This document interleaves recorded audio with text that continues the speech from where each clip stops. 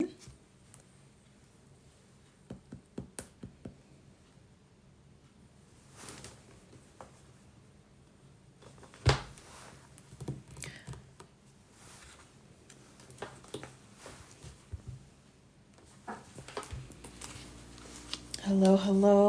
everyone.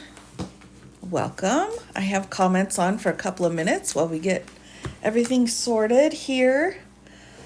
So, welcome in. Welcome. Here we go. I'm still, let me get myself sorted out here. Oh, my goodness gracious. Hi. Hello. Welcome. I have done a live earlier today, and now I'm back. So here's the getting back into it, everybody. So hello, Sarah. Welcome in. Welcome. I had started going through P25. Everyone, we did an introduction a couple of days ago, and so now. We're going to be covering the Department of Education out of P25. I am doing well. Thank you very much. Hello from Oregon. Oh, hi. Good to see you. Nails looking great. Thank you so much. I appreciate that.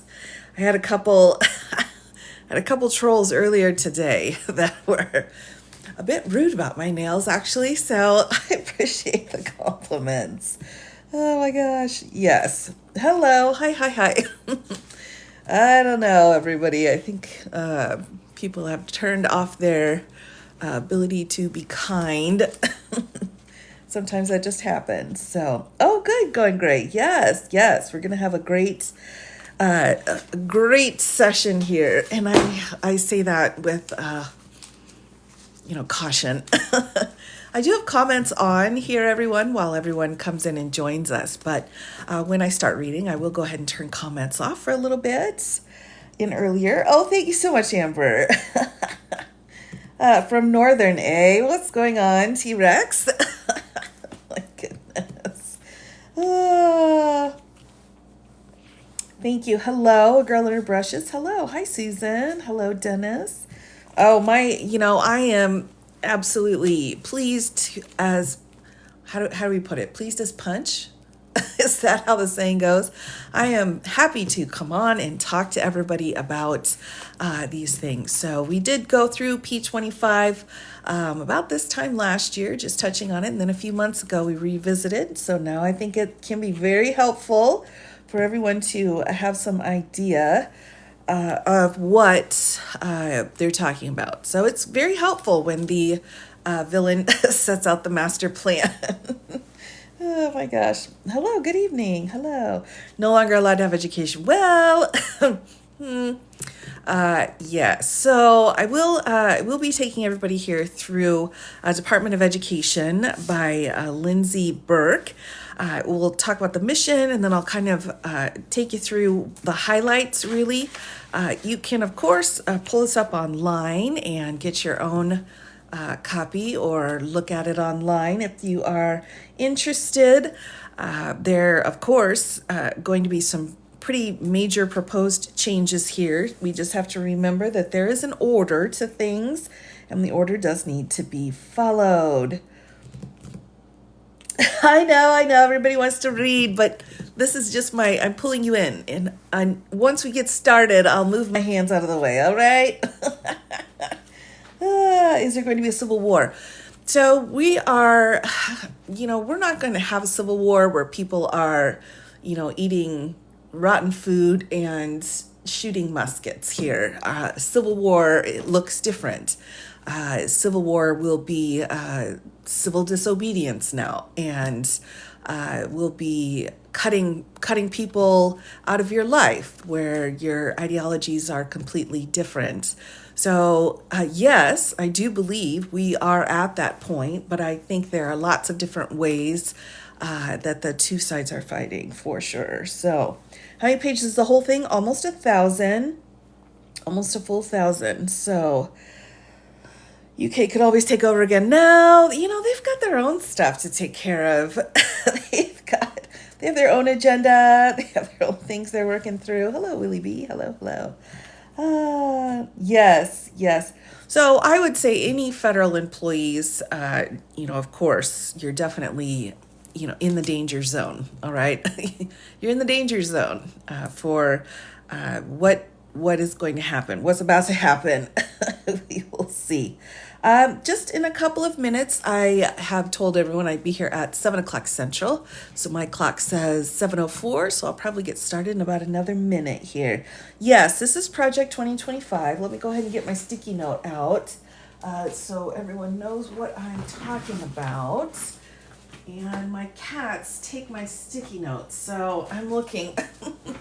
Where did my sticky notes go? Oh, here we go. All right, I found them. There we are. Good. Oh my goodness.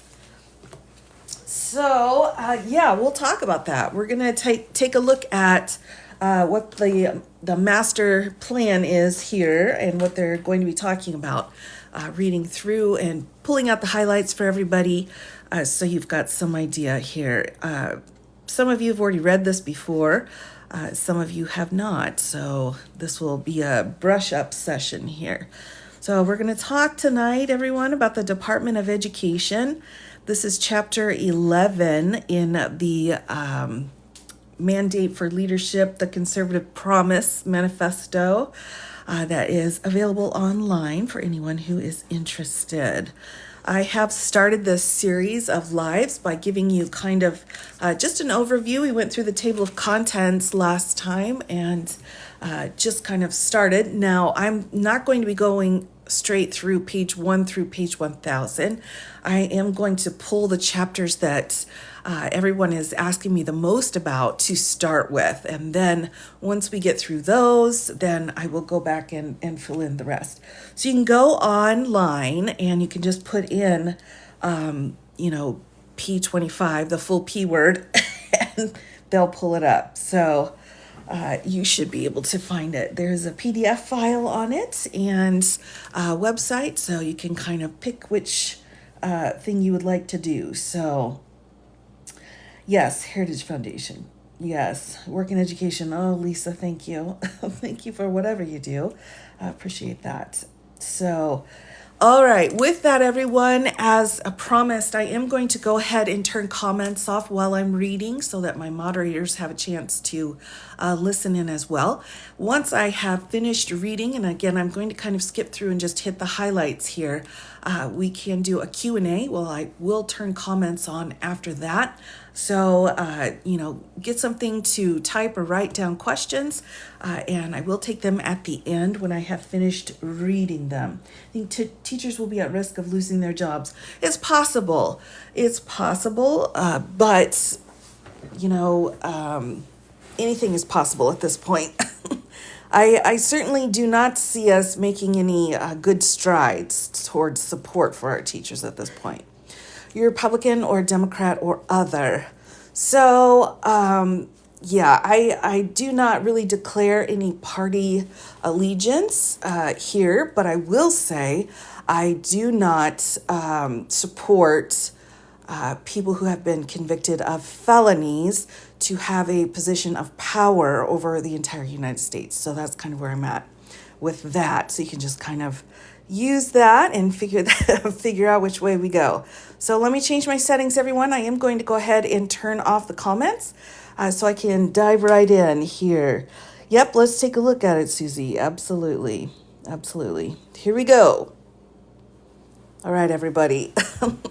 Let's go ahead and get started. I will read through the most important pieces and then, of course, turn comments on so we can do a Q&A after I have finished. So again, this is P25, Chapter 11, Department of Education. So here we go. Mission right here. Federal education policy should be limited, and ultimately the Federal Department of Education should be eliminated. When power is exercised, it should empower students and families, not government.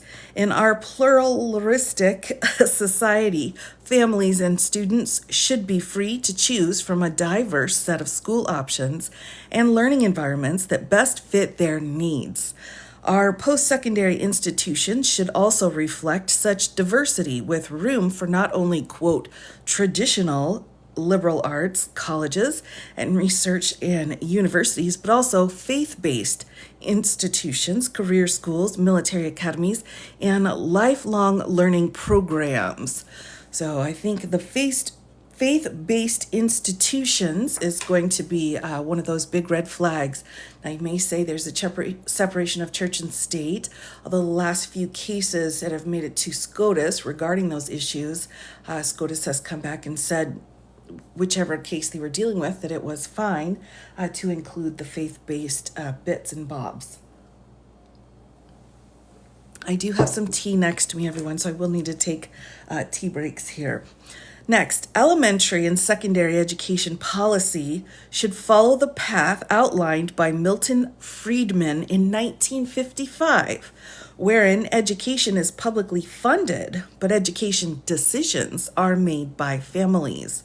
Ultimately, every parent should have the option to direct his or her child's share of education funding through an education savings account, or an ESA, funded overwhelmingly by state and local taxpayers, which would empower parents to choose a set of education options that meet their child's unique needs. States are eager to lead the K through 12 education. For decades, they have acted independently of the federal government to pioneer a variety of constructive reforms and school choice programs. For example, in 2011, Arizona first piloted ESAs, so these savings accounts, which provide families roughly 90% of what the state would have spent on that child in public school to be used instead on education options such as private school tuition, online courses, and tutoring. In 2022, Arizona expanded the program to be available to all families. The future of education, freedom, and reform in the states is bright and will shine brighter when regulations and red tape from Washington are eliminated. Federal money is inevitably accompanied by rules and regulations that keep the influx of funds from having much, if any, impact on student outcomes.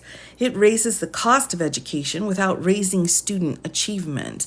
To the extent that federal taxpayer dollars are used to fund education programs, those funds should be block granted to states without strings, eliminating the need for many federal and state bureaucrats. Eventually, policymaking and funding should take place at the state and local level closest to the affected families. Although student loans and grants should ultimately be restored to the private sector, or at the very least, the federal government should revisit its role as a guarantor rather than direct lender, federal post-secondary education investments should bolster economic growth, and recipient institutions should nourish academic freedom and embrace intellectual diversity. That has not, however, been the track record of federal higher education policy or of the many institutions of higher education that are hostile to free expression, open academic inquiry, and American exceptionalism. Federal post-secondary policy should be more than massive, inefficient, and open-ended subsidies to traditional colleges and universities. It should be rebalanced to focus far more on bolstering the workforce skills of Americans who have no interest in pursuing a 4-year academic degree. It should reflect a fuller picture of learning after high school, placing apprenticeship programs of all types and career and technical education of an even playing field with degrees from colleges and universities. Now, as a quick side note, I will add here, one of Mr. Trump's executive orders from his first term had to do with expanding apprenticeships. So I think that would be another piece that would go along with this. Rather than continuing to buttress a higher education establishment captured by woke, quote, diversicrats? What? How many names can they think of here? Diversicrats and a de facto monopoly enforced by the federal accreditation cartel. Federal post-secondary education policy should prepare students for jobs in the dynamic economy, nurture institutional diversity, and expose schools to greater market forces. I won't be reading the footnotes as we go through this, everyone. Next up, an overview. So this is kind of the master plan here. So that was the purpose of what they would like to do with the Department of Education. Now we'll get into the overview. Let me take a tea break here for a moment.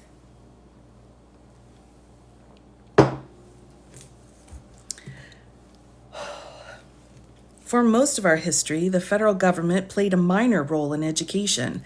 Then, over a 14-month period beginning in 1964, Congress planted the seeds for what would become the U.S. Department of Education, ED, or the Department. I think we'll probably use the Department, everyone, as our acronym. In July of that year, President Lyndon B. Johnson signed into law the Civil Rights Act of 1964. After Congress reached a consensus that the mistreatment of Black Americans was no longer tolerable and merited a federal response. In the case of Elementary and Secondary Education Act of 1965, or ESEA, and Higher Education Act of 1965, HEA, Congress sought to improve educational outcomes for disadvantaged students by providing additional compensatory funding for low-income children and lower-income college students. Spending on ESEA and the HEA, part of Johnson's war on poverty, grew exponentially in the years that followed. By fiscal year 2022, the ESEA program received $27.7 billion in appropriations, in addition to the $190 billion that came through the pandemic's elementary and secondary schools emergency relief funds, which relied on ESEA formulas. The same year, the department spent more than $2 billion just to administer Title IV of the HEA, which authorizes federal student loans and Pell Grants. It provided $22.5 billion in Pell Grants, and it oversaw outlays of close to $100 billion in direct student loans. Since 1965, Congress has continued to layer on dozens of new laws and programs as federal solutions to myriad education problems. In 1973, it passed the Rehabilitation Act. In 1975, the Individuals with Disabilities Education Act, or IDEA, to address educational neglect of students with disabilities. In 2002, it created the Institute for Education Sciences to consolidate education data collection and fund research. Congress has also enacted a series of Carl D. Perkins Career and Technical Education Acts, including Perkins 5 in 2018. Congress could have, and once did, distribute management of federal education programs outside of a single department. But for those interested in expanding federal funding and influence in education, this unconsolidated approach was less than ideal, because a single captive agency would allow them to promote their agenda more effectively across administrations. Eventually, the National Education Association made a deal and backed the right presidential candidate, Jimmy Carter, who successfully lobbied for and delivered the cabinet-level agency. When it was established in 1979, becoming operational in 1980, the agency was supposed to act as a corralling mechanism. Carter signed the Department of Education Organization Act into law in 1979, believing in part that it would reduce administrative costs and improve efficiency by housing most of the federal education programs that had proliferated in the wake of Johnson's war on poverty under one roof. It has had the opposite effect. Instead, special interest groups like the National Education Association, American Federation of Teachers, and the Higher Education Lobby have leveraged the agency to continuously expand federal expenditures, a desirable funding stream from their vantage point because federal budgets are not constrained like state and local budgets that must be balanced each year. By the fiscal year of 2022, the department's discretionary and mandatory appropriation topped $80 billion, not including student loan outlays. Each of its programs has attendant federal strings and red tape. One recent example is the Biden administration's requirement that state education agencies and school districts submit equity plans as a condition of receiving COVID recovery ESSER funds in the American Rescue Plan, ARP. This exercise led to the hiring of numerous new government employees. As the rules were promulgated, plans were created after collecting public feedback, and those plans were eventually deemed satisfactory. The next administration will need to plan to redistribute the various congressionally approved federal education programs across the government. Eliminate those that are ineffective or duplicative, and then eliminate the unproductive red tape and rules by entrusting states and districts with flexibility. Formula-driven block grants. This chapter details that plan. As the next administration executes its work, it should be guided by a few core principles. And we will go through each of these again to give you what the motivation is for pulling apart the Department of Education. All right. Number 1, advancing education freedom. Empowering families to choose among a diverse set of education options is key to reform and improved outcome. And it can be achieved without establishing a new federal program. For example, portability of existing federal education spending to fund families directly, or allowing federal tax credits to encourage voluntary contributions to K through 12 education savings accounts managed by charitable nonprofits could significantly advance education choice. Number 2, providing education choice for federal children. Congress has a special responsibility to children who are connected to military families who live in the District of Columbia or who are members of sovereign tribes. Responsibility for serving these students should be housed in agencies that are already serving these families. Number 3, restoring state and local control over education funding. As Washington begins to downsize its intervention in education, existing funding should be sent to states as grants over which they have full control, enabling states to put federal funding towards any lawful education purpose under state law. So that states to put federal funding towards any lawful education purpose under state law. So that's pretty broad. Next, treating taxpayers like investors in federal student aid. Now, before I start reading into this, I will point out that we do have some Supreme Court cases regarding the role of taxpayers and what happens with their money, and so I will go through that at a later point, but there's actually a lot of case law setting out the parameters of that. Taxpayers should expect their investments in higher education to generate economic productivity. When the federal government lends money to individuals for a post-secondary education, taxpayers should expect those borrowers to repay. Protecting the federal student loan portfolio from predatory politicians. The new administration must end the practice of acting like the federal student loan portfolio is a campaign fund to curry political support and votes. The new administration must end abuses in the loan forgiveness programs. Borrowers should be expected to repay their loans. It doesn't say interest, so it just says loans. So I'm not sure what your huge amount of money that is taken for interest would be. I'm not sure about that. Safeguarding civil rights.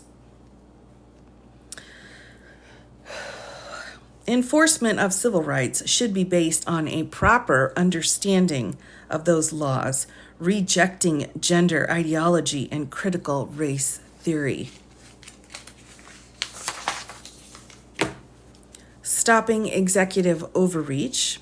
Congress should set policy, not presidents through pen and phone executive orders, and not agencies through regulations and guidance. National emergency declarations should expire absent express congressional authorization within 60 days after the date of the declaration. Bolstered by an ever-growing cabal of special interests that thrive off federal largesse, the infrastructure that supports America's costly federal intervention in education from early childhood through graduate school has entrenched itself. But unlike the public sector, bureaucracies, public employee unions, and the higher education lobby, families and students do not need a Department of Education to learn, grow, and improve their lives. It is critical that the next administration tackle the entrenched infrastructure. All right, then we'll start getting into needed reforms here. Now, again, I'm just giving you kind of the outline rather than reading through every single thing, but these first couple of pages really are the outline. So bear with me here. Let's go through the needed reforms.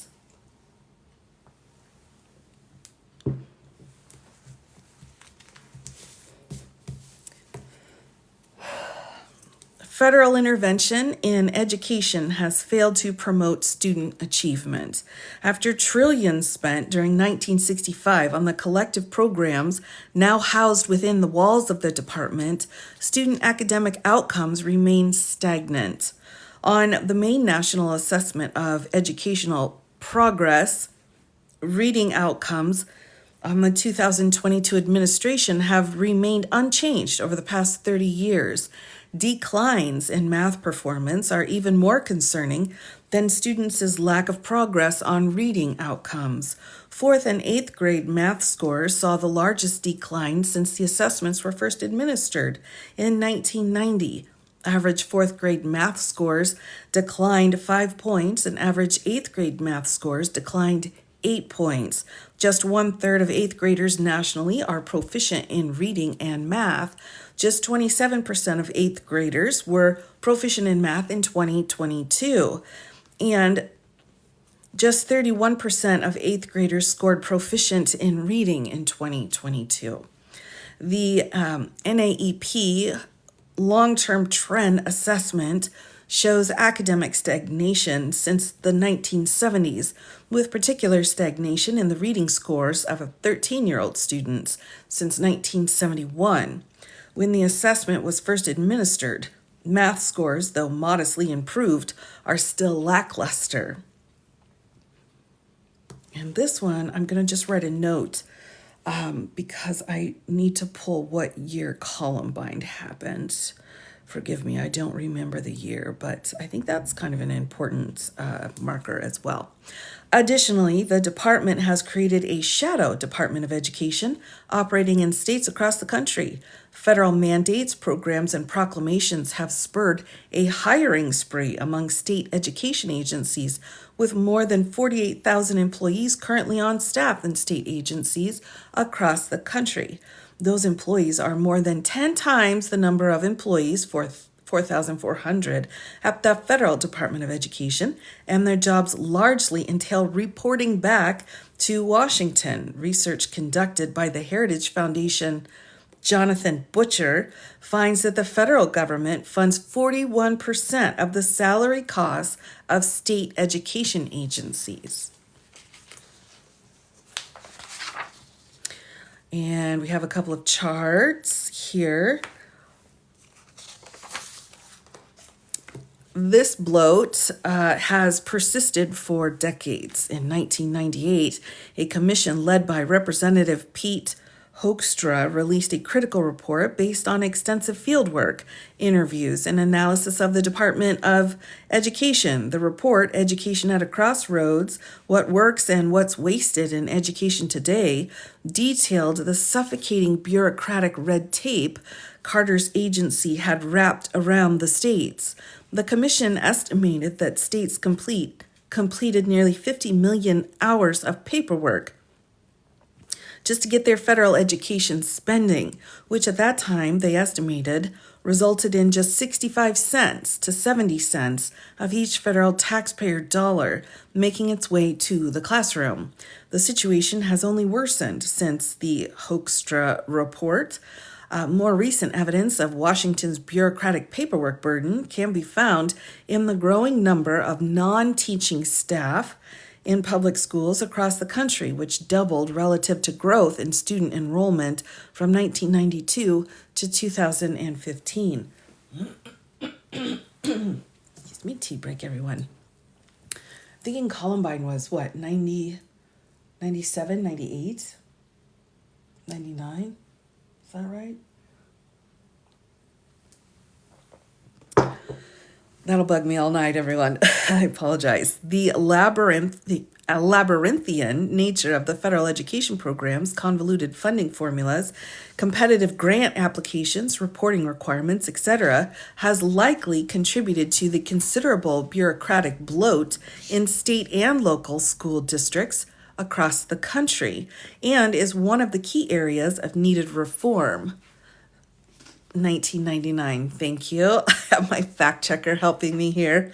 Thank you very much. I appreciate that. Streamlining existing programs and funding so that dollars are sent to states through straightforward per pupil allocations or in the form of grants that states can put towards any lawful education purposes. Any.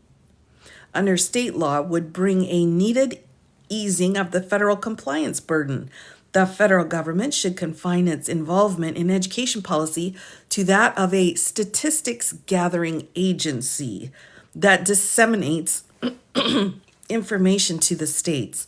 To improve educational opportunities for all Americans, the next administration should work with Congress to pass a Department of Education Reorganization Act. I apologize, everybody. All right, so this is where I start pointing out what legislation is going to be starting to be proposed. All right, so this is what we may see Congress putting together: a Department of Education Reorganization Act to reform, eliminate, or move the department's programs and offices to appropriate agencies. So I'll pause here and say this elimination of the Department of Education, they're saying we want to pull it apart and put what was in the Department of Education in other places, in other agencies.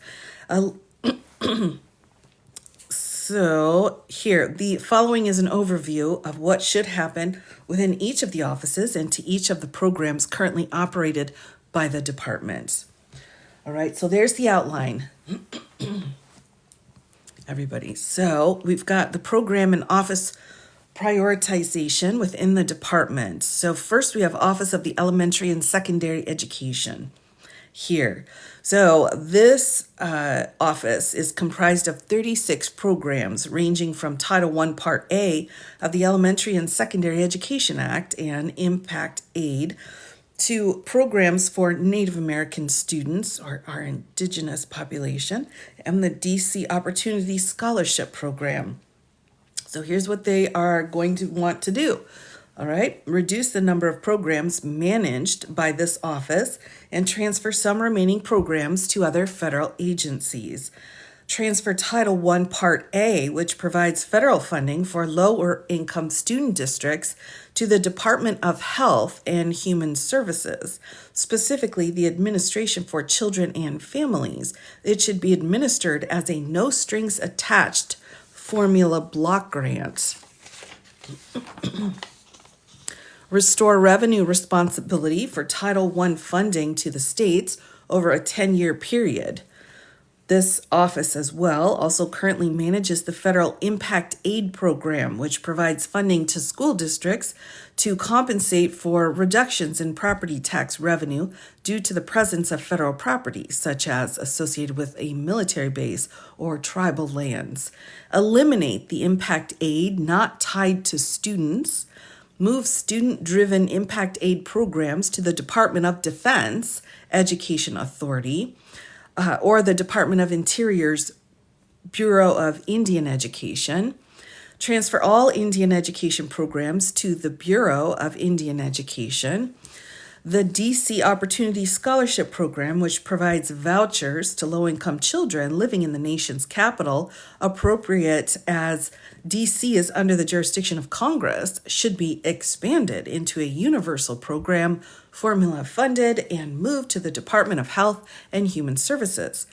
All other programs from that office should be block granted or eliminated. So everything else that's not listed needs to be in a place where this one set of money is given or eliminate it completely. Office of Career, Technical, and Adult Education.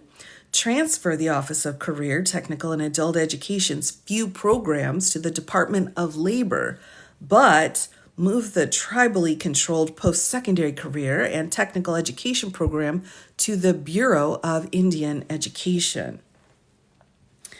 Next, Office of Special Education and Rehabilitative Services. OSERS. The Office of Special Education and Rehabilitation Services houses nearly 24 programs, ranging from funding for the Individuals with Disabilities Education Act, or IDEA, and the National Technical Institute for the Deaf to Special Olympics funding and American Printing House for the Blind.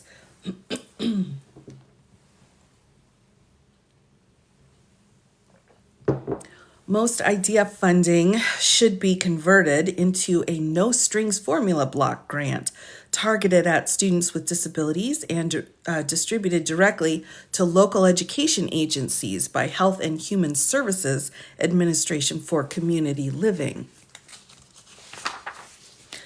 Transfer the vocational rehabilitation grants for Native American students to the Bureau of Indian Education. Phase out earmarks for a variety of special institutions as originally envisioned.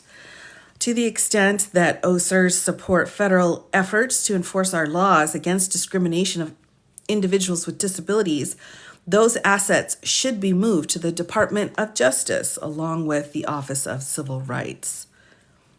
Next, Office for Post-Secondary Education. The next administration should work with Congress to eliminate or move this department's programs to ETA at the Department of Labor.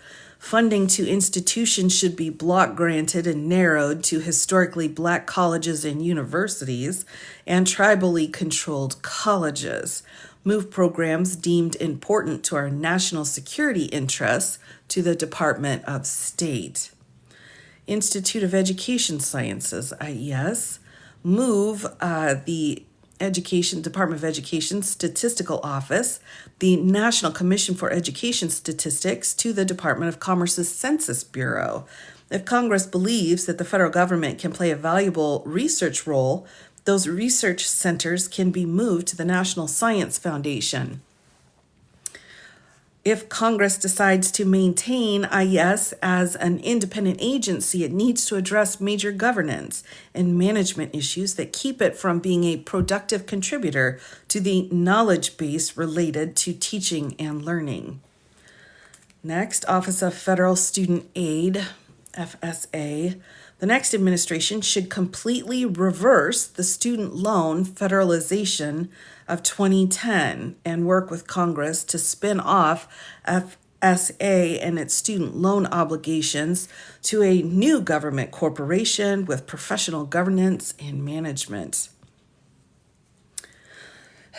With a statutory charge, it preserves the federal student loan portfolio for the benefit of the taxpayers and the students. This new entity would be one, professionally governed by an agency head and board of trustees appointed by the president. And we'll skip through this. I've not fact-checked these charts, so I'm not comfortable sharing that information. With the advice and consent of the Senate, 2 funded with annual appropriations from Congress, and 3 operated by professional managers. Federal loans would be assigned directly to the Treasury Department, which would manage collections and defaults. The new Federal Student Loan Authority would manage the loan portfolio, handle borrowers' relations, administer loan applications and disbursements, monitor institutional participation and accountability issues, and issue regulations. Office of Civil Rights, OCR. Office of Civil Rights should move to the Department of Justice. The federal government has an essential responsibility to enforce civil rights protections, but Washington should do so through the Department of Justice and federal courts.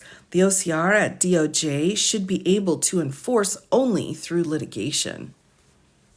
All right, and then we have a list of our additional bureaus and offices here.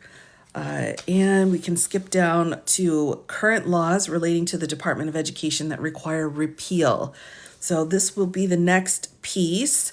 All of the laws that they want to see repealed. And again, if a law is a federal statute done by Congress, of course, they're the ones that have to repeal it. Congress would have to repeal it. If it is an executive order done by Biden, then the next president can come in and revoke that executive order. So here we go.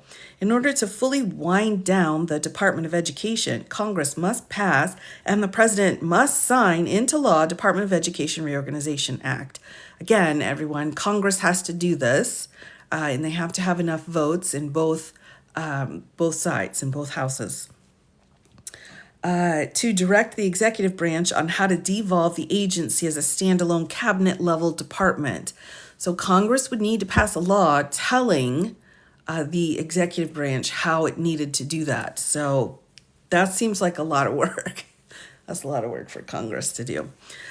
Next, Congress should pass and the next president should sign a Department of Education Reorganization Act. Here... again, I have not fact-checked those graphs, so I can't, in good faith, go through those. Current regulations promulgated by or relevant to the agency that should be rolled back or eliminated. While the next administration works to distribute department programs across the federal government, it will need to thoroughly review the many education-related regulations promulgated by the Biden administration. There are 5 primary regulatory targets as of December of 2022 that require the next administration's attention. So these are going to be most likely executive orders that need to be revoked. Number 1, charter school grant program priorities. 2, civil rights data collection. 3, student assistant general provisions. Federal Perkins Loan Program and William D. Ford Federal Direct Loan Program final regulations. 4, non-discrimination on the basis of SEX and education programs or activities receiving federal financial assistance, Title IX. And 5, assistance to states for the education of children with disabilities, preschool grants for children with disabilities, equity and IDEA. The next administration should also review regulatory changes to the school meals program. I think that's hit the news today a bit. Under the Department of Agriculture, and changes to the income-driven student loan program. Additional Biden administration regulations on 1, gainful employment, administration capability, and financial responsibility for institutions that participate in federal student loans and grant programs. Number 2, Title VI. Number 3, accreditation of post-secondary institutions. And 4, female athletes that are expected to be released in 2023. Thoroughly review the many education-related regulations promulgated by the Biden administration here, as well as school meals program and income-driven student loans programs. Next, charter school grants, and I will kind of go a little bit quicker through these next pieces. And there are just a few, though, that I do want to read through. So this would be the new administration must take immediate steps to rescind the new requirements and lessen the federal restrictions on charter schools. Civil rights data collection. The new administration must quickly move to rescind these changes, which add a new non-binary category to OCR's data collection and issue a new CRDC that will collect data directly relevant to the OCR's statutory enforcement authority. Next, Student Assistant General Provisions Federal Perkins Loan Program, the William D. Ford Federal Direct Loan Program, and final regulations, and I'll skip the details here and give you the highlights. The new administration must quickly commence negotiated rulemaking and propose that the department rescind these regulations.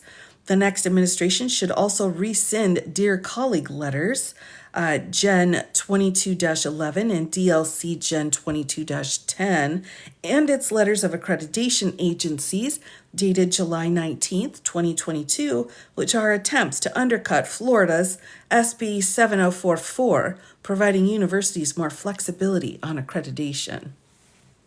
Next, non-discrimination on the basis of SEX in education programs or activities receiving federal financial assistance, Title IX. Now let me just look here because my page is flipped. So I think I need to, there we go, flip it back around. All right, here we go. Non-discrimination here, and I will read through this paragraph. With its notice of proposed rulemaking published in July 12th of 2022, the Biden Education Department seeks to gut the hard-earned rights of women with its changes to the department's regulations implementing Title IX, which prohibits discrimination on the basis of SEX in education programs and activities.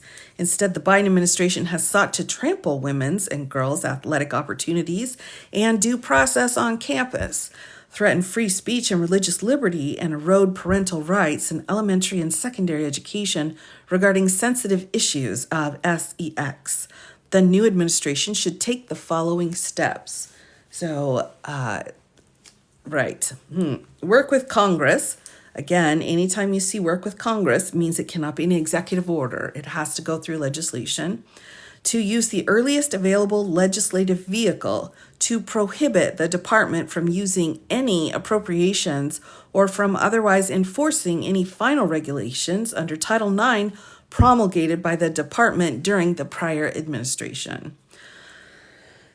Commence a new agency rulemaking process to rescind the current administration's Title IX regulations, restore the Title IX regulations promulgated by then Secretary Betsy DeVos on May 19th of 2020, and define SEX under Title IX to mean only biological SEX recognized at birth. With Congress to amend Title IX to include due process requirements, define SEX under Title IX to mean only biological SEX recognized at birth, and strengthen protections for faith-based educational institutions, programs, and activities. The Trump administration's 2020 Title IX regulation protected the foundational right to due process for those who are accused of this kind of misconduct. The Biden administration proposed a change to the interpretation of Title IX disposes of their rights. The next administration should move quickly to restore the rights of women and girls and restore due process protections for accused individuals. Accused individuals of this extra protections for them.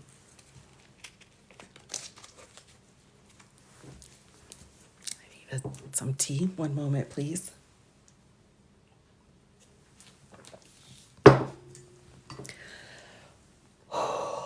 All right, next up. At the same time, there's no scientific or legal basis for redefining SEX to sexual orientation and gender identity.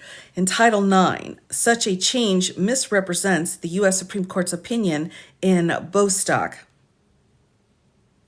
Threatens the American system of federalism. What? Removes important due process protections for students in higher education. And threatens the American system of federalism. What? Removes important due process protections for students in higher education and puts girls and women in danger of physical harm, which doesn't seem to really go with the prior words, but whatever. Facilitating social gender transition without parental consent increases the likelihood that children will seek hormone treatments, such as puberty blockers, which are experimental medical interventions. Research has not demonstrated positive effects, and the long-term outcomes of these treatments and the unintended side effects are still not fully understood. So I'm going to make sure when I get to one that I think we're going to see like a million cases filed about, that would be this one. All right. Red flag equals litigation. All right. Next. Okay. The next administration should abandon this change, redefining SEX to mean sexual orientation and gender identity in Title IX immediately across all departments.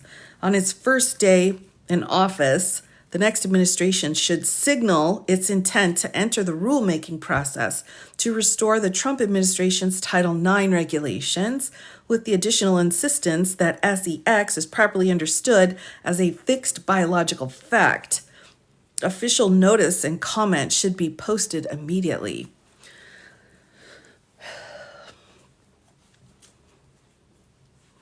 At the same time, the political appointees in the Office for Civil Rights should begin a full review of all Title IX investigations that were conducted on the understanding that SEX referred to gender identity and/or sexual orientation.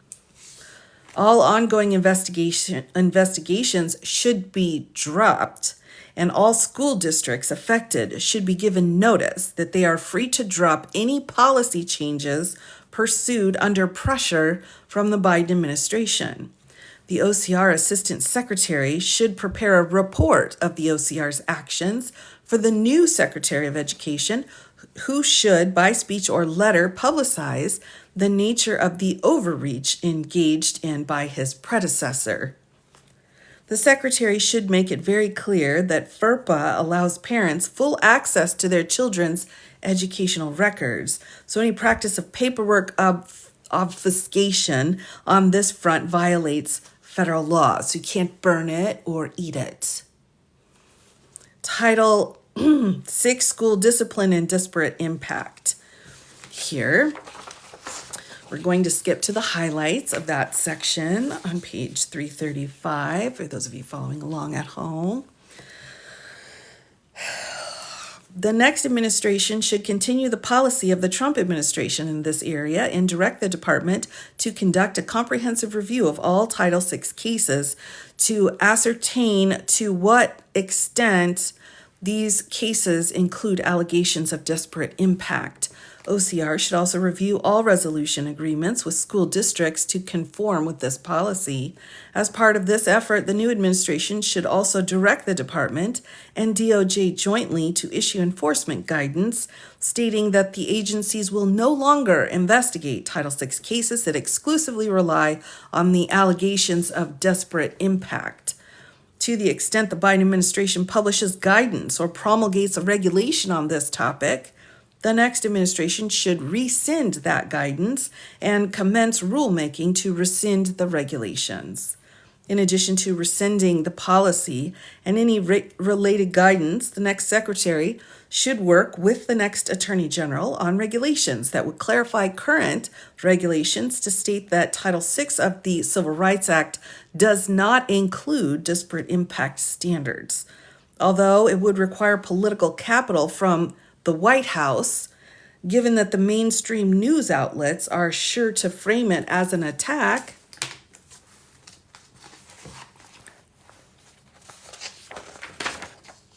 on civil rights, that's so weird that they would label it like that. The next conservative administration should take sweeping action to assure that the purpose of the Civil Rights Act is not inverted through a disparate impact standard to provide a pretext for theoretically endless federal meddling. Assistance to states for the education of children with disability, preschool grants for children with disabilities, equity in IDEA.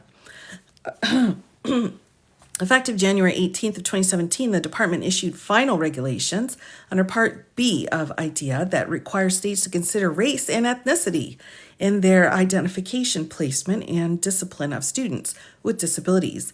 The new administration should rescind this regulation.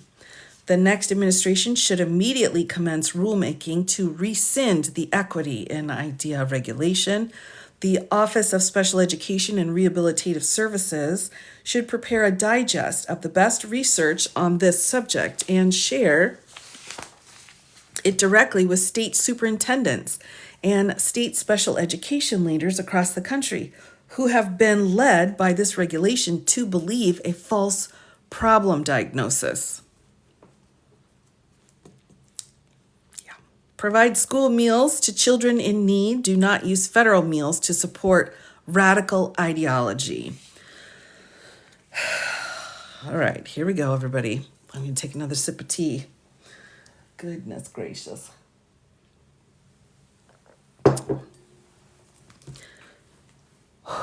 In May of 2022, the U.S. Department of Agriculture, USDA, tried to advance a radical political agenda using the federal school meal program. Nearly a century ago, federal lawmakers adopted the National School Lunch Program and School Breakfast Program and other services that provide meals for K through 12 students to give children from low-income families access to food while at school.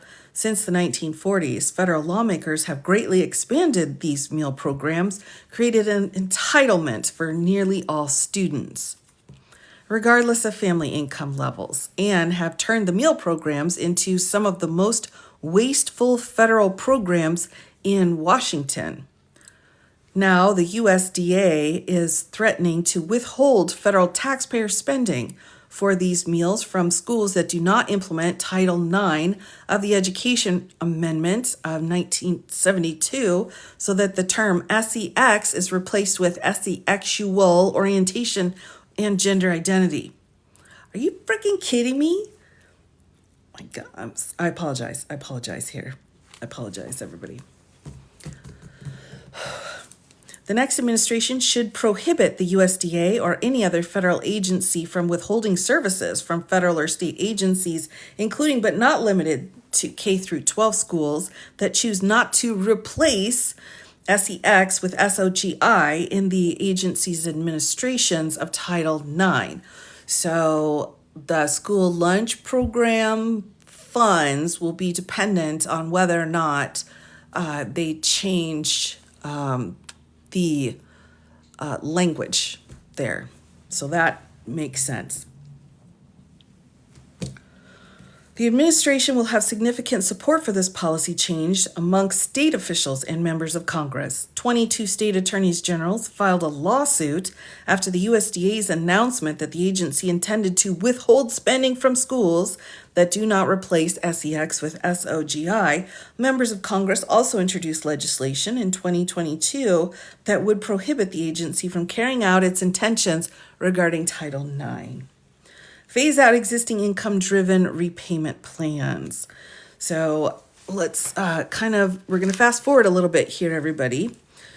Secretary should phase out all existing IDR plans by making new loans, including consolidation loans, ineligible, and should implement a new IDR plan. The new plan should have an income exemption equal to the poverty line and require payments of 10% of the income above the exemption. If new legislation is possible, again, Congress, there should be no loan forgiveness, but if not, existing law would require forgiving any remaining balance after 25 years. We're going to fast forward a little bit here, everybody. Other structural reforms that the Department of Education requires. So a reform of the federal education data collection. So we go down into here again, and I'm going to fast forward through the data collection piece. This is page 338 if you want to make a note and look it up. Also, the reform of negotiated rulemaking process at the Department of Education. So the actual process itself, so the procedures that they have had before. Here it states, again, they do a really good job of summarizing the main points. The Department of Education should work with Congress to amend the HEA and eliminate the negotiated rulemaking requirements. At a minimum, Congress should allow the department to use public hearings rather than negotiated rulemaking sessions. So again, good luck with that going through Congress. There is only so many hours in the day. Reform the Office of Federal Student Aid. So here, the new administration must end the prior administration's abuse of the agency's payment pause and the HEA loan forgiveness programs, including borrower's defense to repayment, closed school discharge, and public services loan forgiveness. The new administration should also take immediate steps to commence the rulemaking process to rescind or substantially modify the prior administration's HEA regulations. The federal government does not have the proper incentives to make sound lending decisions. Ooh, no one's told them that. So when the new administration should consider returning to a system in which private lenders, backed by government guarantees, would compete to offer student loans, including subsidized and unsubsidized loans. So there's that. And then there's more in here. Again, I'm trying to skip really to the most important pieces here, everyone. But we've got more information on how they're going to do that. New policies and priorities for 2025 and beyond. New legislation that should be prioritized. So they kind of have a plan, again, of what they'd like to do. Congress should rescind the National Education Association's congressional charter and remove the false impression that federal taxpayers support the political activities of this special interest group. That's the National Education Association. Members should conduct hearings to determine how much federal taxpayers' money in the NEA has been used for radical causes favoring a single political party. Again, Congress would need to be involved in order for that to go forward. Parental rights in education and safeguarding students. Federal officers should protect educators and students in jurisdictions under federal control from racial discrimination by reinforcing the Civil Rights Act of 1964 and prohibiting compelled speech. All right, this is where we're getting into some of the critical race stuff. Specifically, no teacher or student in Washington, D.C., public schools, Bureau of Indian Education schools, or Department of the DOD schools, I can't say that word, should be compelled to believe, profess, or adhere to any idea, but especially ideas that violate state and federal civil rights laws. By its very design, critical race theory has an applied dimension, as its founders state in their essays that define the theory. Those who subscribe to the theory believe that racism, in this case, treating individuals differently based on race, is appropriate, necessary even, making the theory more than merely an analytical tool to describe race in public and private life. The theory disrupts America's founding ideals of freedom and opportunity. So when critical race theory is used as part of school activities such as mandatory affinity groups, teacher training programs in which educators are required to confess their privilege, or school assignments in which students must defend the false idea that America is systemically racist, the theory is actively disrupting the values that hold communities together, such as equality under the law and colorblindness. As such, lawmakers should design legislation that prevents the theory from spreading discrimination. Again, we're talking about Congress here, not the president. For K through 12 systems under their jurisdiction, federal lawmakers should adopt proposals that say no individual should receive punishment or benefits based on the color of their skin. Hello, Congress, yet again. Furthermore, school officials should not require students or teachers to believe that individuals are guilty or responsible for the actions of others based on race or ethnicity. That doesn't even make sense. So here we go. Skipping through a little bit. Again, most of this is stuff that Congress has to do. The president doesn't have authority over this. Advancing legal protections for parental rights in education. Fast forwarding here, work to pass federal parents' Bill of Rights that restores parental rights to a top tier right.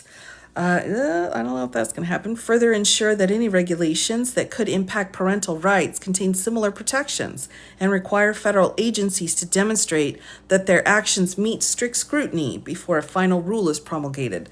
So now we're just getting into SCOTUS land here. So, good luck with that. Their docket's pretty full this year.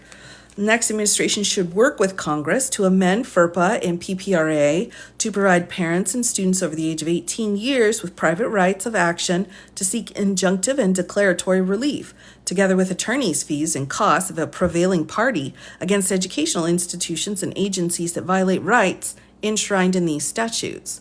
Again, this is Congress that does that. So we're hitting here a lot of points of things that they'd like to do, but have no power to do, everyone. I think that's important to note that distinction. They can say whatever they want, but it's actually Congress with a narrow majority here that needs to make these kinds of decisions. Protect parental rights and policy here, prioritize legislation advancing such rights. These congressional actions should be carefully reviewed to make sure they complement states' parents' bills of rights, such as those passed in Georgia in 2022, Florida in 2021, Montana 2021, Wyoming 2017, Idaho 2015, Oklahoma 2014, Virginia 2013, and Arizona 2010. That's interesting. Where's New York? And I'm going to skip ahead a little bit here, everyone, because we're getting into more of this information that they're wanting Congress to put in as rules. Advanced school choice policies. So we kind of knew that would be coming. Provide education choice for populations under the jurisdiction of Congress. This is Washington, D.C. and our indigenous populations here. Again, I'm fast forwarding this here. So we've got expand education choice through portability of existing federal funds. So this is just moving and shifting federal funds around. But I want you to keep in mind when we're talking about federal funds, we're talking about Congress. So this is more requests of Congress. So there's that. 349 is that page. Again, we're fast forwarding just a bit here. Going through here as well, members of Congress and the White House. So there's this huge piece that they know they're going to need to work with Congress on that. Additional school choice options here. Additional K-12 reforms. So I've fast forwarded into the next big piece. To restore state and local control of education, reduce the bureaucratic and compliance burden, Congress should allow states to opt out of dozens of federal K-12 education programs authorized under the Elementary and Secondary Education Act, and instead allow states to put their share of federal funding towards any lawful education purpose under state law. So again, we're in Congress here, and I would remind everyone that this amount of suggested legislation, you might think, well, they've got the majority. True, but on the other hand, they're not going to be able to spit out this many humongous changes in one session. Like, they can't even agree on whether or not they're going to keep the lights on. You know what I'm saying? So just keep that in mind as we keep going through this. Higher education reform, so HEA accreditation reform. And we talked about that a little bit earlier. I am going to skip through that piece as well here. because primarily the goal is to protect faith-based institutions by prohibiting accreditation agencies from requiring standards and criteria that undermine the religious beliefs of or require policies or conduct that conflict with the religious mission or religious beliefs of the institution, and 2, intruding on the governance of colleges and universities controlled by a religious organization. So this is where we're going to start seeing lawsuits as well. Let's get our red flag out here. This is a huge First Amendment question, and that will have to go all the way up to the Supreme Court, and that takes a really long time, unless, they want to hear it sooner, which, whatever. Revamp the system for reorganizing accredited agencies for the Title for purposes by removing the department's monopoly on recognition by 1, authorizing states to recognize accreditation agencies for Title IV gatekeeping purposes, and or 2, authorizing state agencies to act as accreditation agencies for institutions throughout the United States. Skipping forward, HEA student loans. Here, they just want to privatize basically all of the loans. So that's really the crux of that whole piece, is privatizing it all. Right, so I'm going to move forward through this. New regulations here. First suggestion, attacking the accreditation cartel. The Secretary of Education should refuse to recognize all accreditors that abuse their power. New accreditors should also be encouraged to start up. Confronting the Chinese Communist Party's influence on higher education. Reversing the Biden administration's refusal to enforce Section 117 of the HEA, which directs colleges and universities to report gifts from and contracts with sources outside of U.S. worth $250,000 or more. So, right. Okay. Investigate post-secondary institutions that fail to honor their Section 117 obligations and make appropriate referrals to the DOJ. Work with Congress to amend the HEA to tie the HEA's foreign source reporting requirements to an institution's ability to receive federal financial assistance, particularly participation in programs funded under Title IV and Title VI of the HEA. So there's that. Allowing competency-based education to flourish, new regulations should clarify the definition and requirements of regular and substantive interaction from competency-based education, as well as for online programs. And then we're coming down to the end here, everyone, reforming area studies funding. So moving this funding around as well. I am going to skip through again, because I want to get to the executive orders. So we are just 2 pages out. So let's kind of go through the executive orders, which again is the primary source of power for the president. New executive orders that the president should issue. All right, first, guidance documents. The president should immediately reinstate and reissue Executive Order 13891, promoting the rule of law through improved agency guidance documents. And this was a 2019 executive order. Next, here in Executive Order 13892, promoting the rule of law through transparency and fairness in civil administration, administrative enforcement, and adjudication. So we have 2 prior executive orders that they're wanting back in. Next, require APA notice and comment. The president should issue an executive order requiring the Office for Civil Rights Case Processing Manual to go through the APA, Administrative Procedure Act, notice and comment. Well, that's interesting. Protect the First Amendment. The president should issue an executive order requiring grant applications, SF 424 series, to contain assurances that the application will uphold the First Amendment in funded programs and work. What's that? Will uphold the First Amendment? I don't even know what that means. That doesn't make any sense to me. Minimize bachelor's degree requirements. What? The president should issue an executive order stating that a college degree shall not be required for any federal job unless the requirements of the job specifically demand it. What? They already do that. Oh my goodness. Oh my gosh. That's like, let's breathe air. Now, the president needs to tell you, I recommend breathing air. Like, what are you doing? Sorry, I apologize. Eliminate the list of shame. So let's look at that. Educational institutions can claim a religious exemption from the Office for Civil Rights at the Department of Education from the strictures of Title IX. In 2016, the Obama administration published on the Department of Education's website a list of colleges that had applied for the exemption. This, quote, list of shame, I'm not sure, why is it shameful? Of faith-based colleges, as it came to be known, has since been archived on the Education Department's website, still publicly available. The president should issue an executive order removing the archived list and preventing such a list from being published in the future.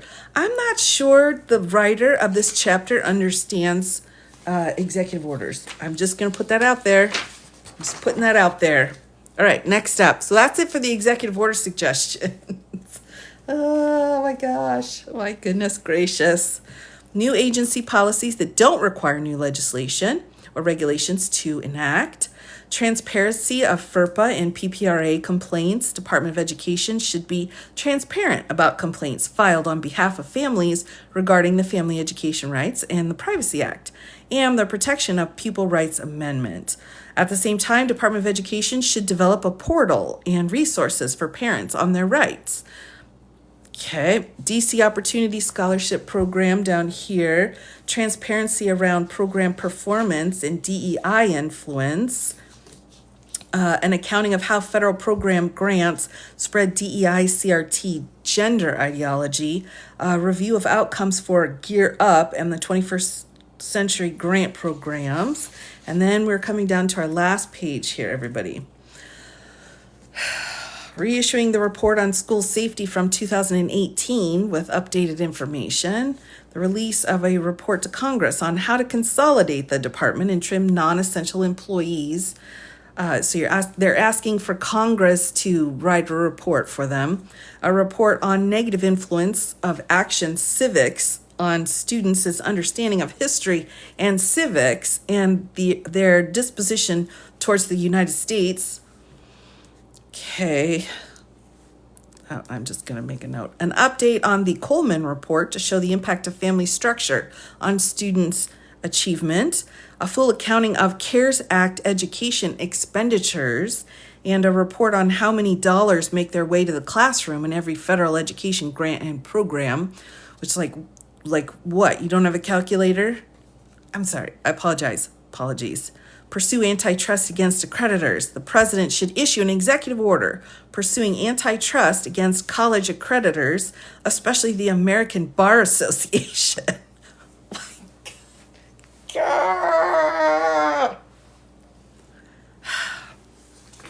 New policies, regulations that require coordination with other agencies and or the White House. So organizational issues, historical budget information, recommended budget cuts, those kinds of things. I don't know if this is actual facts, so I won't go through it.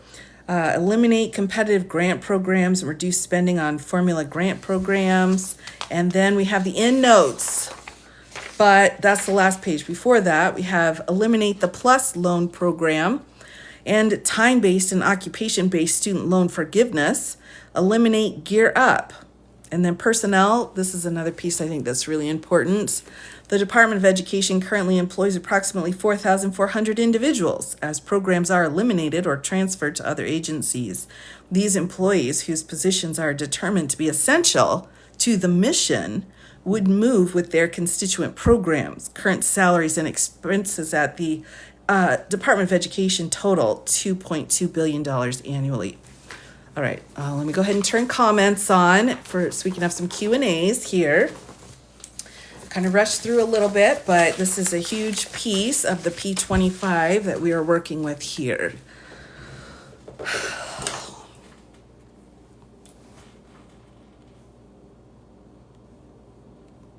All right, there we go. And please don't, if you're a troll, you're going to be gone. So be a polite troll, okay? Wow is right. Oh my gosh, yeah. Hi, John. Half of it doesn't even make sense. Oh my gosh, what will happen with the IDEA Act? We don't know. We don't know at this point. A lot of what they want to do, and this is going to be a trend. You're going to see it as we get through P25, everyone. You're going to see that the goals cannot be met without Congress. Congress is so jacked up with and gummed up with fights constantly that it's going to take some time. So you have to understand, realistically, getting these kinds of things through Congress quick enough to actually have it be implemented. And then once it's implemented, then the cases start coming in, then they start getting sued. So then you have to go through all of the lawsuits. And before you know it, boom, 4 years is over. Or 2. 2 years is over. Context why P20 seems so against higher education accreditors. So they basically want to make it so that they have control over the accreditation, because they don't want to have independent outside experts to control accreditation. They really want to give it to the dominant party. That's the whole bit, because accreditation is one of the most valuable tools that a learning institute has, right? And so if they pull that away from who's doing it right now, then they can govern who gets accredited and who doesn't. So you can kind of like hold that accreditation and say, you need to do 1, 2, 3, 4, 5, or we're not going to give you an accreditation. Will I read all the chapters? I'm not sure my stomach's strong enough for that, but I'll hit the big ones. I'll be hitting the big ones. We'll be going through this for a while. It might even be Christmas, and I'm like, hey, everybody, let's talk about trees. We'll get in there. Can he run again? No. IEP, we don't know. There's no direct information specifically on removing or doing away with IEPs. But the amount of money that schools are going to get is going to be completely left up to the schools, is what they're trying to say here, those block grants, to distribute it however they want. So there's nothing specific in here about IEPs other than what they're saying for how they want to look through maybe the discipline piece. That's the section that has the IEP in it, and the civil rights piece, rather than going through and looking to the medical piece of it. That's what I picked from this. But there's nothing specific in here about IEPs doing away with that idea. Yeah, there's nothing in here that's specifically saying we're going to cut it. It sounds like they want to change it and eliminate,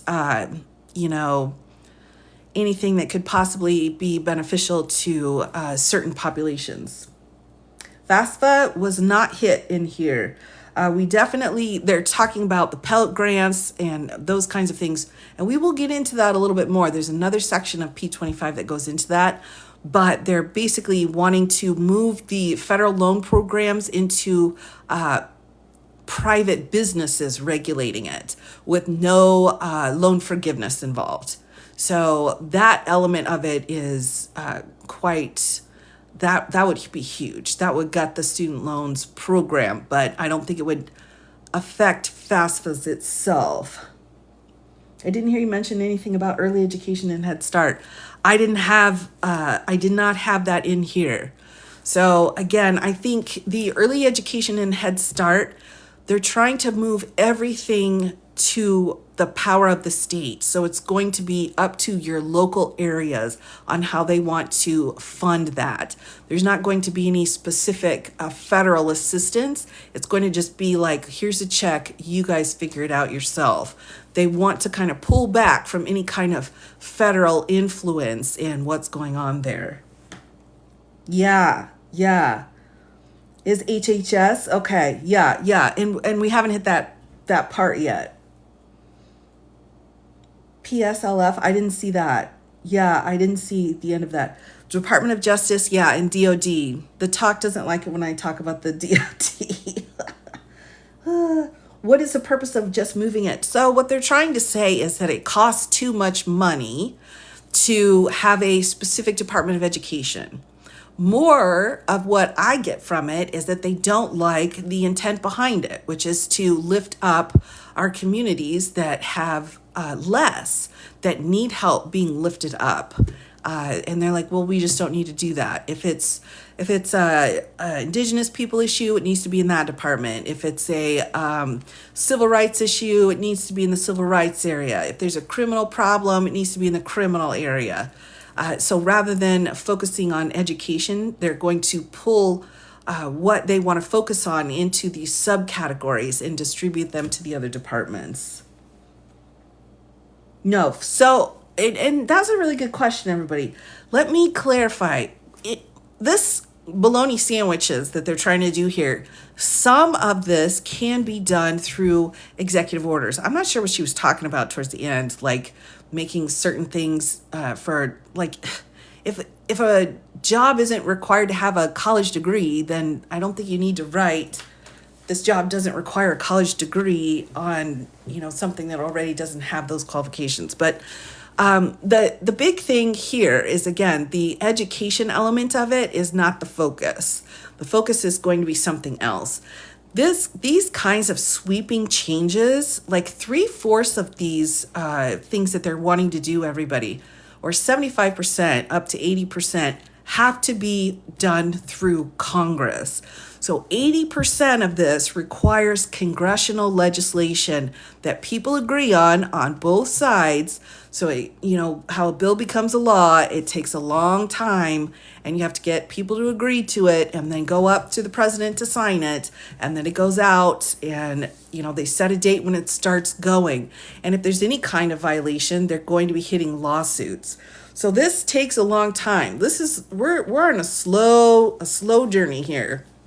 It's like a boat from Europe to the US. This is going to be a slow situation.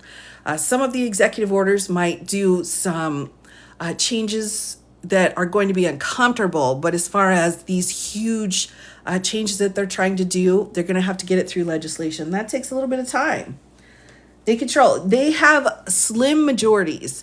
They have a slim majority in the Senate and an even slimmer majority in the House.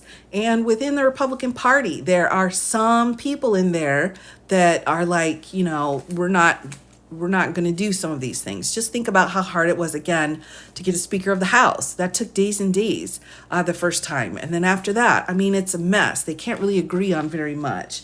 So it's going to take some time for the legislation to actually go through. Will it go through? I think a few pieces probably will. Will it be litigated? Yes, absolutely, it will be litigated. So everything gets put on hold until it's litigated. What do you think will happen first? I think what we're going to see, and again, I've just started to go through the executive orders from 2017. I think the first thing that's going to happen is any executive order that he had in place regarding education that Biden revoked on the first day, he's going to put it back into place. All of the prior executive orders are going to go back into place. Then we're going to start seeing more executive orders here and there. But the extent of how much damage he can do with executive orders on education is relatively limited. And even by going through this chapter, you can see how much of this requires Congress. And I'm not saying, just because Congress is involved, I'm saying the amount of time and the process of getting a bill turned into a law. The practical piece of this is that you can't just write all of this stuff and then have it passed in one day. There's a process, and it takes time. It takes a lot of time. Well, again, slim majority in the Senate and even slimmer majority, which again, we're not done counting in the House. It's not a 2/3. I guess that's the way I really have to emphasize that repeatedly.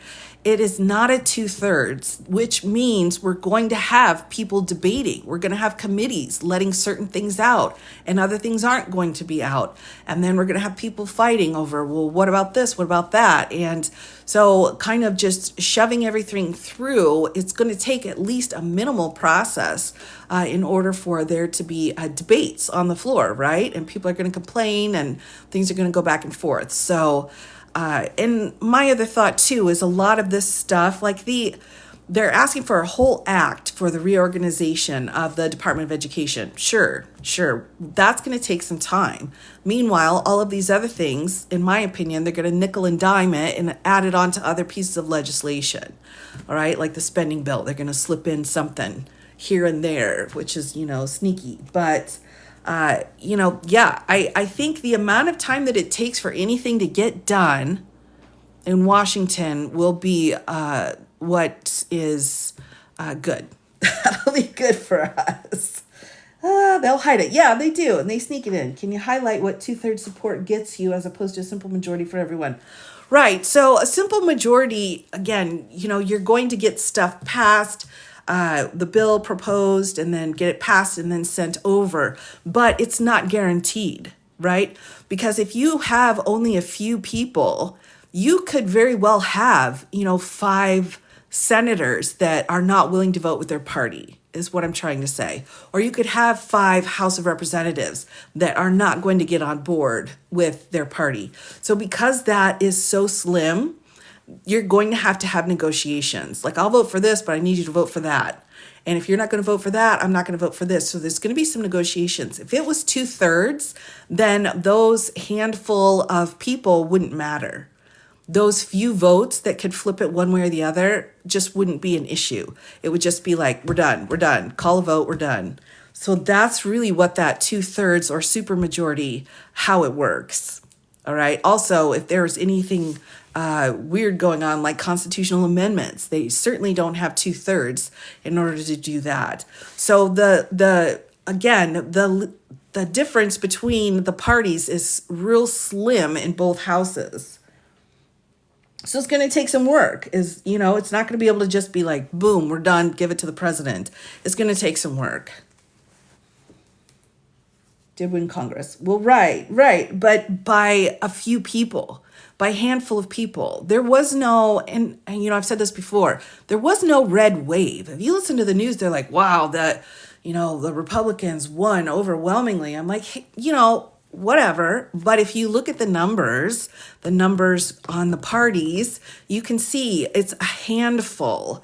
And it's significant because a handful is, significant. It's not 1 or 2, but it's only a few. It's only a few in both Congress, the Senate, and in the House. So we're not talking about everyone just lining up and saying yay to everything. We're still going to have some outliers going on there. Will you please put this on YouTube? I will, Cindy. I just posted one of my lives today on the Tube of You, so I will be coming back in. Yeah, call for exactly. Can he defend the chips and that? I don't know. I really haven't gone through that issue very much. Right now, what I've been focusing on, the biggest questions I've been getting from everyone has been veterans benefits. What's going to happen with my IEPs? What's going to happen with education? What about Social Security and disability? Can they just set the Constitution on fire? Is he going to be a dictator? Like, those are the big ones. Those are the ones I get over and over and over again. So I'm going to try to go, we'll probably do the vets next. We'll probably hit that section next. But I'm trying to kind of go in the order in which I'm getting the most questions here. Install UET. I'm not sure what you mean by that. I don't think I read that correctly. Have you talked to the previous live streams about the ACA? No, I have not. I'm sure there's some very interesting information out there. The big thing with the Affordable Care Act, everyone, is that there was a lot of lawsuits filed on that. And there was even one with Trump. And towards the end of that administration, even the Supreme Court was like, no, you can't do that. You can't do that. So I need to pull my case law back up and review how the Supreme Court has taken a look at it. Yes, I will, Sarah. I will. What about financial aid? Well, the goal here is to move financial aid to the private sector. Rather than have the federal government do it, they would go through private companies, right? And then also eliminate the amounts. Looks like Pell Grants and those kinds of things would be lowered, eliminated. It looks like they're also trying to make sure there's no forgiveness on any of those loans either. So any of the forgiveness programs would be cut. That's kind of the overall idea. But again, that would have to go through Congress. That would have to go through Congress. Yeah, IEPs. Yeah, again, they're just vaguely mentioning IEPs in here.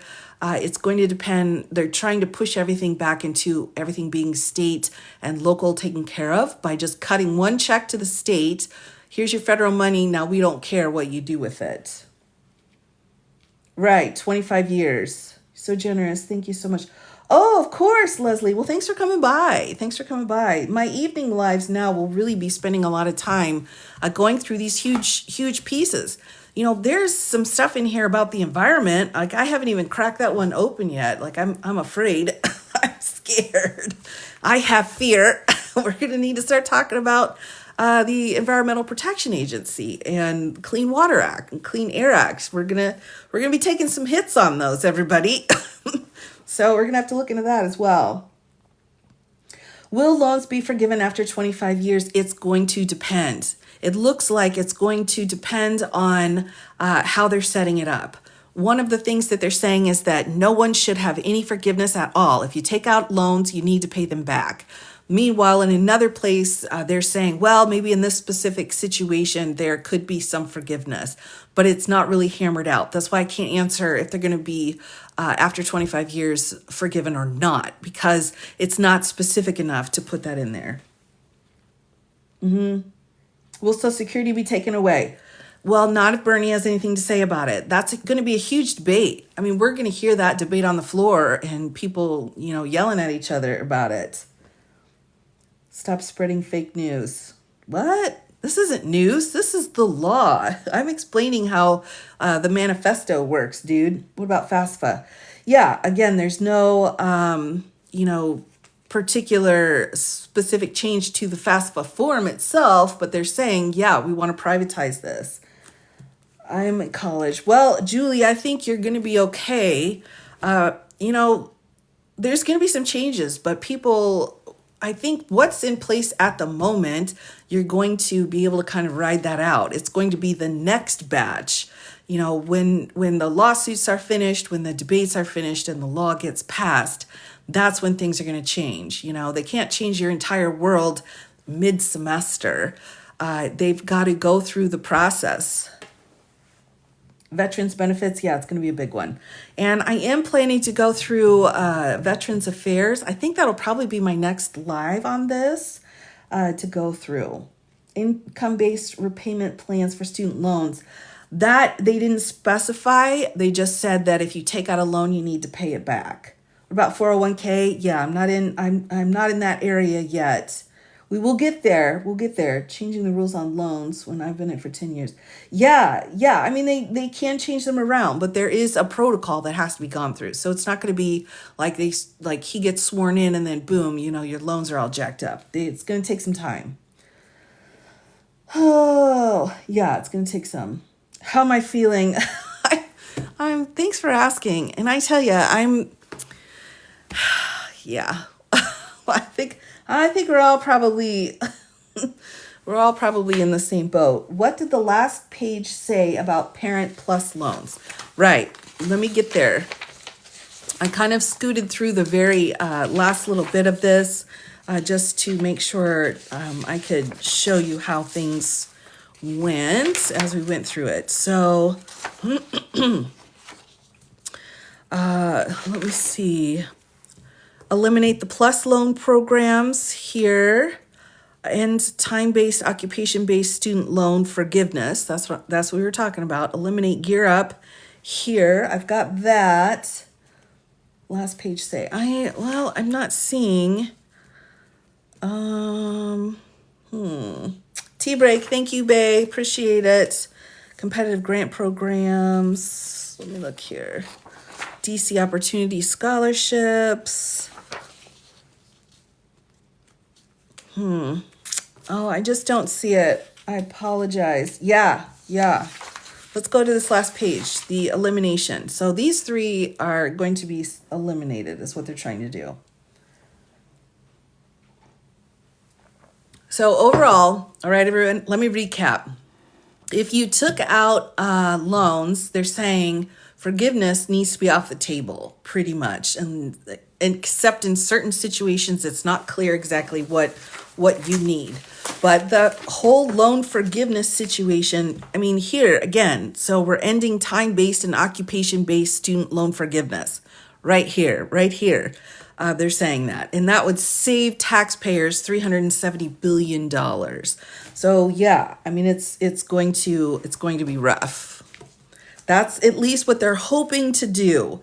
The amount of power over student loans, you can look back and see what Biden has done with student loans and those executive orders that have come into place.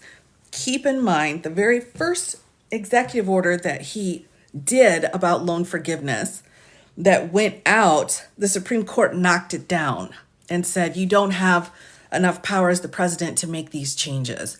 So again, it has to go through the process of going through the courts and making sure it's okay and being litigated. Yeah, the economy. Yeah. Rural healthcare. Yeah, I mean, even if we have doctors in the rural areas, good luck with that. I'm in a rural area, so I hear that. Loans that have been forgiven will stay forgiven. Yes, no reinstatement. And I think that's a really valuable question. I think everyone should be afraid of the manifesto. I think it's not just for one race. Not one race is going to be affected. All races are going to be affected. All people are going to be affected. The ones that get hurt the most are going to be our marginalized communities. Absolutely. And that's the point. That's the reason they did this and wrote it this way, was because that's what they're trying to do. Yeah. If they will allow clinic. Oh, I don't. I'm in a rural area, one hospital. Oh my gosh, Thomas, I hear you. Coach said if someone makes a playbook, you got to read it. Yeah, they intend to use it. You're darn right. Darn tootin'. Yeah, well, we can't shut up about Project 2025 because when the evil villain sets out the plan, right, you got to listen to the plan in order for the heroes to come in and keep the plan from happening, right? That's what we got to do. Yeah, and the lunch program is one that absolutely could get could go through. That eliminating the student or the kids loan or the kids food, the lunch programs, that absolutely could happen. Reducing breakfasts and reducing lunches for kids. Yeah, they're basically saying, well, anybody can get whatever they want, and we don't want that. So we're going to eliminate all of this for everybody. That could very well happen. What day will you discuss Veterans Affairs? I'm not sure exactly, Michelle. What I should do, because there are so many people interested in that, is when I get up in the morning, that's when I have a good idea about whether or not I'll be able to go live in the evening. So for the Department of Veterans Affairs, I think I will do a post and let you know ahead of time. So if I do, I probably will not be able to go live tonight or tomorrow, I'm sorry. But Wednesday, I will be over on YouTube. And then the rest of the week into the weekend, I'll have to figure out which day will work best. Are you recording these? I am. It'll be up on my Tube of You. My son's enlisted. I'm worried about him. I know it. Yeah, it's a tough time. When you are covering a Bergefell. Oh, yeah, that's it. Yeah, I need to go through a Bergefell. There are several cases that everybody really needs to know about, like Griswold versus Connecticut, the Bergefell case. We got a lot of learning to do here, everyone. There's a lot of learning to do. We just have cracked open Article 1 in the Constitution. We have 2 more sections of Article 1, and then we need to get into Article 2 to go through the presidential duties. So we've got some stuff. We've got some stuff to work on for sure. How will this impact your law practice? Well, honestly, I am in a red state, everybody. All right, let me put this out there for you. I'm in a red state, and my red state has already, beat the crap out of the blue dots. So it's like some people may have had relief over the last 4 years. Some people may have felt like, all right, we got a break. We did not. My state did not. My state legislature passed horrific laws and incredibly damaging with the support of my governor. So, I've been watching and taking the hits for 4 years. So for me, things really aren't going to change that much. The real change, the hard hitting places are going to be the blue states that actually had a little bit of freedom for a few years. You guys are the ones that are going to get jabbed. The rest of us in these big red states out here in the middle, we've been taking gut punches every day for the last few years. So, my heart breaks and it's sad. But as far as how much it's going to affect me, because my state has already done so many horrible things, we've had to adjust constantly. So I don't know. I think when you hit the bottom of civil rights, we can only go up. That's what I look at it. Oh, it's painful. Yeah, you know what I'm talking about. The ones in the red states. You know what I'm talking about. There's a lot of us. And we have already been through the ringer here in the red states. And I know a lot of people are like, well, if you don't like it, move. And, I get it. But what's happened is they did move. Y'all moved. So there's only us left. There's only us little tiny blue dots left in here because everybody already moved. I'm jealous. Oh my goodness. I don't vote red. Time to rest. I will. I will. Yeah, that's just, it could absolutely have an impact on after school programs for sure. Thank you for educating. My pleasure. My pleasure. I'm happy to. How do you feel about being a lawyer? I feel like at this point, my job and my education has given me enough relief to feel okay protecting myself and my family and sharing my knowledge with everyone. I feel like I've been working up to this point where we have these huge questions about democracy and huge questions about what the president can do and how the law can actually cause harm. So for me, in this moment, I'm just trying to share with as many people as possible how things actually work, how the law works, and how you can use it as a shield. So for me, I'm thankful for the knowledge. Yeah, as well as the Green Hulk. You bet. You bet. I have my little Hulk here. I squeeze him a lot these days. He gets squeezed. I can't deal with that. Yeah, so security, disability, definitely. Talk about immigration, and I will. But I have to tell you, for those of you who are really worried about immigration, and unfortunately I have totally forgotten their names, there are a few immigration attorneys here on TikTok, and they are amazing. If you go in and just search immigration attorneys or immigration lawyers, you're going to find some really amazing ones. There's someone in Florida, and I just cannot remember her name. She does amazing work, and a couple out in California too. So if you're really interested in immigration, you can find some pretty decent attorneys here. Rolo, yeah, absolutely. Yep, you got it. Yeah, the blonde and the pink. And that, I can't remember her name, but you all know who I'm talking about. Oh, yes. Yeah, they're great. And again, look around and compare them to each other and see which one works better, which one sounds better. Martinez, thank you so much, VC. I did not specialize in immigration law, and I have not spent much time in immigration law. I know a bit, but that's not an area I ever really got into, and it's huge. It's been huge for the last few years. So 56, too old for law school? Absolutely not. Law school is like Paris. Anytime you go is a great time. Absolutely. It's up to you. But in deciding to go to law school, you really have to think of what is what you want to do. What's your end goal? Is it to make a lot of money? Is it to help a lot of people? Is it to help, certain kinds of people being harmed? You really have to look at what your end goal is. Because many times, and I'd say 9 times out of 10, you don't need a law degree to do what you want to do with your life. FAFSA, right. So you're talking about federal student loans, right?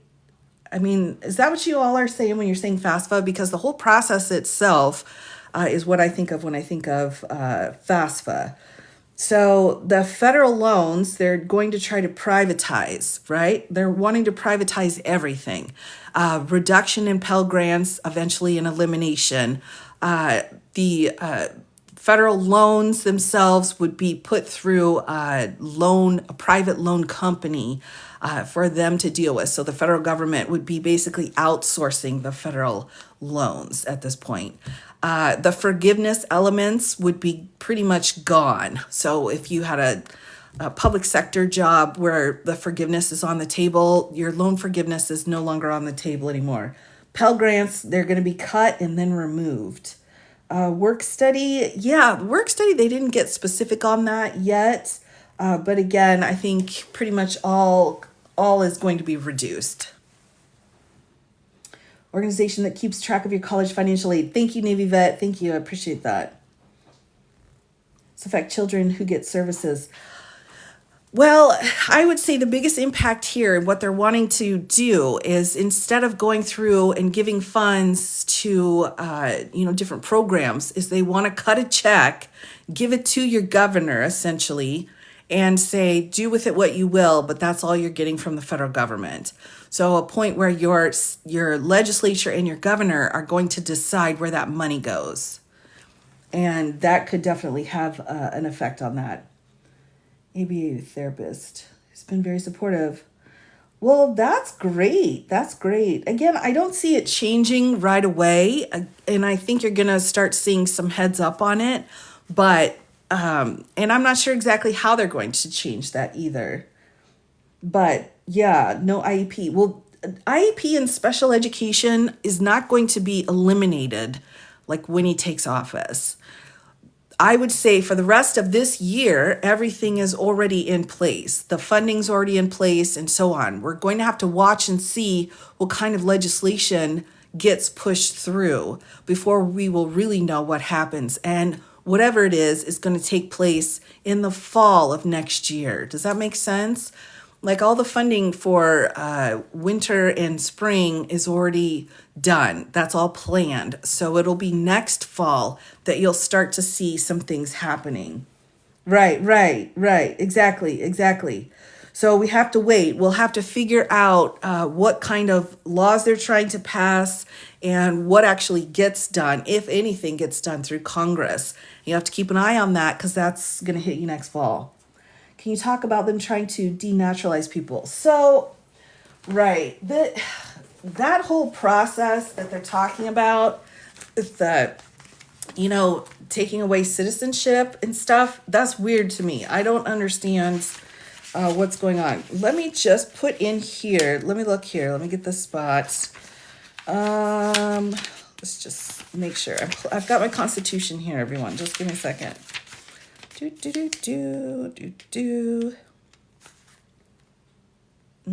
Just a second here.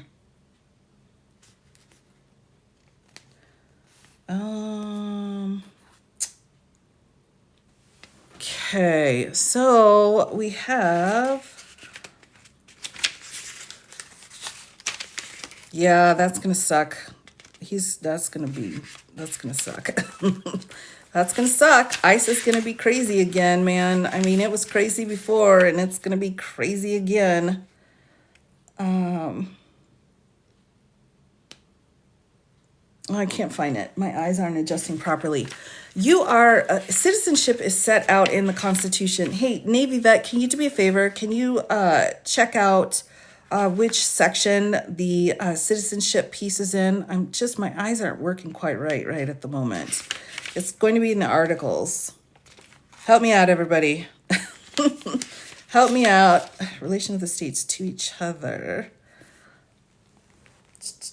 First part of the 14th. All right, thank you, thank you, thank you. Yeah, that's right. Thank you, thank you. Appreciate it. That's when you know you're tired, when that 14th Amendment slips your mind. I can't help it.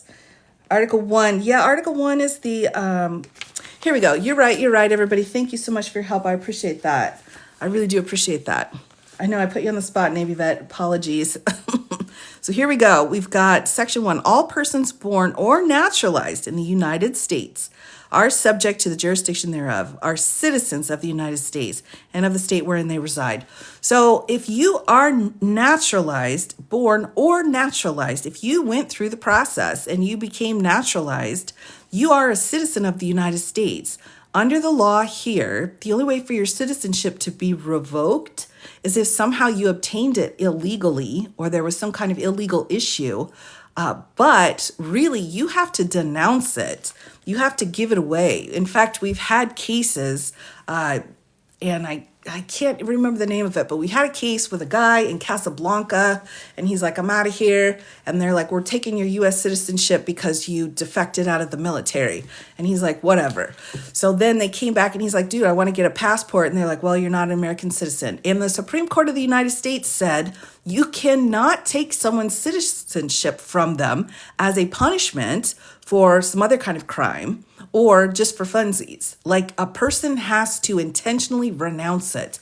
And I remind everybody, we have the, hold on. Oh my gosh, it's getting late, everybody. We have the, what are those people that are so crazy when they go into court and they're like, I'm not a person, I'm a whatever. The citizen, oh my gosh, help me. The citizen people that the judges all are like, oh my gosh, what are you doing? The sovereign, oh my gosh, Gen X, oh my gosh, thank you so much, I needed that. The sovereign citizens, all right, everybody listen up.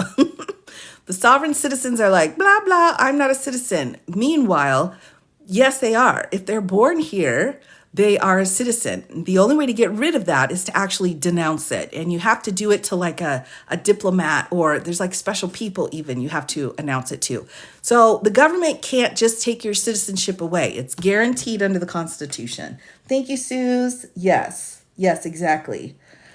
Corporations became people, but kind of in a weird way. They became like weird, odd people. So they're not just straight up people. They're like people light. So we don't... I don't know if that's right. Okay, so children who are citizens, but their parents are not. I got you. So that's been an ongoing issue for quite a while. Originally, back when the Dreamers, the DACAs, had their first piece that went through all the way back in the Obama days, right? The DACA went through. It went all the way up to the Supreme Court, and the Supreme Court was like, y'all, this is fine. For this group of people, for the Dreamers, you're good to go. But along with the Dreamers, they tried to pass, or they tried to push through DAPA, which was essentially the same thing, but for the parents, right? The parents of the children that were citizens. That one did not have any support and got knocked out by the Supreme Court. So the process of naturalizing parents of citizen children is a gray area and is not fully defined at the moment. I know Biden tried to just do something recently, but I think it was just kicked out of court. The language hasn't been put together clearly enough for it to make it all the way through the courts. So that's what I've got to say about that. Yeah, I mean, again, if you are a citizen, it doesn't matter how you got your citizenship. If you are a legal citizen of the United States, they cannot take away your citizenship. They cannot do that. That's not allowed. Do you really trust the Supreme Court to uphold the decision regarding naturalization? I'm glad you asked. We've got a couple of cases. One's out of the 1800s and the other one's out of the Casablanca military base time, I think the 40s. And with this Supreme Court, I know, trust is lost. I've lost trust as well. But there are certain truths, there are certain laws that all of them have agreed cannot be touched. And they have had unanimous decisions. That means that there can be a coming together of just the black letter law. Now, will they come in and overturn the 1800s case about the boy who was Chinese and was born in California. When the name escapes me, I think it's ARK. It's got 3 names. But will they overturn that? I don't know. It's possible. But that's one of the pillars of the U.S. So they go through and change that. It would take a lot of work. They did lie before, I agree. Trying to repeal the amendment then. They cannot. There's no way to repeal the amendment. You have to add a new amendment in order to make any changes to the Constitution. They cannot repeal the 14th Amendment. The only thing was that the Supreme Court, through this case, and I cannot remember, went through and established exactly the wording, if you are born in the United States. They clarified that piece of the 14th Amendment. So it has case law backing it as well. Yeah. Yep. Yeah. So again, everybody, whatever you've got it, Played Against Sam was not the movie. Oh my gosh, exactly. Those were the days, man. Played Against Sam. Anyway, what was I saying? It's getting late, everybody. They cannot pull your citizenship. They cannot change the Constitution without a 2/3 majority amendment passing it, or 3/4 of the states, which of course will not happen. The Supreme Court still does have to follow precedent. It's just a moving target, which precedent they value and which precedent they don't value. Based off of their records here, I can't see our wild card justices being completely on board with overturning that case. So, oh my gosh, Kim Wong Ark. Yes. Okay, who did that? STLA. Oh my gosh, yes. Oh my gosh, that is like this huge weight off of my back. I was like, how can I not remember his name? His case was amazing. All right, there we go. This is the case. This is the case right here. That's the case, everybody. Oh my goodness. All right, with that though, who's going to hold him accountable to honor the Constitution? All the rest of us that took an oath to the Constitution. That's our job, is to make sure the Constitution is not violated by anyone, including the president. So, although there is some immunity for him, the immunity is going to be for those essential jobs that he does. So it's not involving a treaty, and it's not involving a pardon, a presidential pardon. Everything else, man, needs to, everybody needs to check him. So, and you might think, well, no one's around to check him, but there are a lot of us out here with law degrees and with oaths to the Constitution, including our military, including our law enforcement. And, we still have to uphold that. So what exactly that's going to look like, I don't know, everyone. But with that, I will go ahead and sign off for tonight, everyone. I can't guarantee I'll be back in the evening tomorrow.